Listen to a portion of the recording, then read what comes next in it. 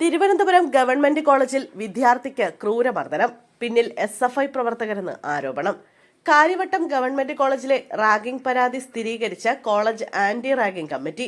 Biotechnology 1ാം വർഷ വിദ്യാർത്ഥി ബിൻസ് ജോസിനെ സീനിയർ വിദ്യാർത്ഥികൾ റാഗ് ചെയ്തുവെന്നായിരുന്നു പരാതി.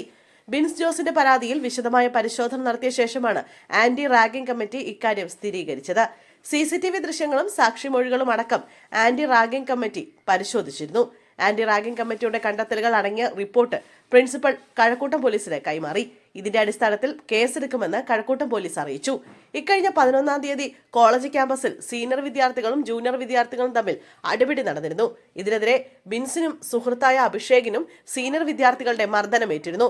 ഇതിന് പിന്നാലെ രണ്ടു കൂട്ടരും കഴക്കൂട്ടം പോലീസിൽ പരാതി നൽകുകയും ഇതിന്റെ അടിസ്ഥാനത്തിൽ പോലീസ് കേസെടുക്കുകയും ചെയ്തിരുന്നു. ഈ സംഭവത്തിന് ശേഷം സീനിയർ വിദ്യാർത്ഥികൾ അഭിഷേകിനെ തേടി ഹോസ്റ്റലിലെത്തുകയും ബിൻസിനെ പിടിച്ചുകൊണ്ടുപോവുകയും ചെയ്തിരുന്നു. ഇതിനുശേഷം സീനിയർ വിദ്യാർത്ഥികൾ ചേർന്ന് കെട്ടിയിട്ട് മർദ്ദിച്ചു എന്നായിരുന്നു ബിൻസ് പ്രിൻസിപ്പലിന് നൽകിയ പരാതിയിൽ വ്യക്തമാക്കിയത്.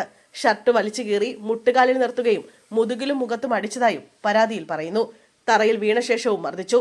വെള്ളം ചോദിച്ചപ്പോൾ തുപ്പിയ ശേഷം കുപ്പിവെള്ളം നൽകിയതായും പരാതിയിൽ ചൂണ്ടിക്കാട്ടിയിരുന്നു. 3ാം വർഷ ബിരുദ വിദ്യാർത്ഥികളായ 7ഓളം പേർക്കെതിരെയാണ് പരാതി നൽകിയിരിക്കുന്നത്. ഇവർ SFI പ്രവർത്തകരാണെന്ന് ആരോപണമുണ്ട്. സീനിയർ വിദ്യാർത്ഥികളായ വേലു, പ്രിൻസ്, അനന്തൻ, പാർത്തൻ, അലൻ, ശ്രാവൺ, സൽമാൻ തുടങ്ങി 7 പേരാണ് റാഗിംഗ് നടത്തിയതെന്നാണ് പരാതി.